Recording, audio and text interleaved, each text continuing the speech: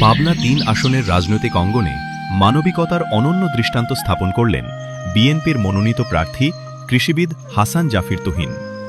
রবিবার দুপুরে তিনি অংশ নেন চাটমোহর সরকারি কলেজ মাঠে আয়োজিত আন্তঃবিভাগ ফুটবল টুর্নামেন্টের শুভ উদ্বোধনী অনুষ্ঠানে।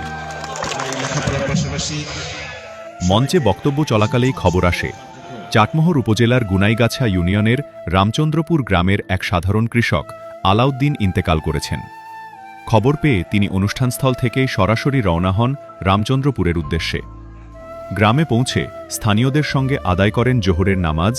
এরপর অংশ নেন মরহুম আলাউদ্দিনের জানাজায়। জানাজার শুরুতে তিনি সংক্ষিপ্ত বক্তব্যে আলাউদ্দিনের রুহের মাগফিরাত কামনা করেন এবং পরিবারের প্রতি গভীর সমবেদনা জানান। আমাদের প্রিয় ভাই আলাউদ্দিন আমাদের ছেড়ে চলে গেছে। আমি এই পরিবারের সদস্যদেরকে আল্লাহ যেন এই শোক সইবার ক্ষমতা দেয়, সেজন্য আল্লাহর কাছে প্রার্থনা করছি। পাশাপাশি আমরা সবাই আল্লাহর কাছে দোয়া করব, আমরা যখনই এই মায়াতকে আমরা কবরস্থ করব, কবরস্থ করার সঙ্গে সঙ্গে যেন কবর করে আল্লাহ বেহেশতের টুকরা পরিণত করে। সর্বশেষে আমি আপনাদের সবার মঙ্গলময় জীবন কামনা করে আমার কথা শেষ করছি। গ্রামবাসীরা জানান, মৃত আলাউদ্দিন ছিলেন সম্পূর্ণ অরাজনৈতিক একজন কৃষক।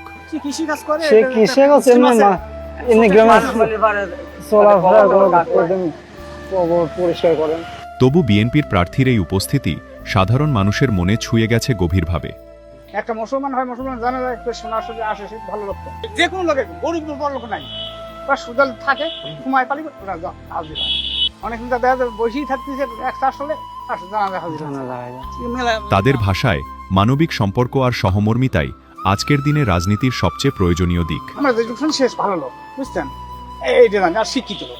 জানাজা শেষে কৃষিবিদ হাসান জাফির তুহিন হাত মেলান গ্রামবাসীর সঙ্গে, শোনেন তাদের কথা, জানেন এলাকার অবস্থা। রামচন্দ্রপুরের আকাশে ভেসে ওঠে এক মানবিক রাজনীতির বার্তা। মানুষের পাশে থাকাই নেতৃত্বের আসল পরিচয়।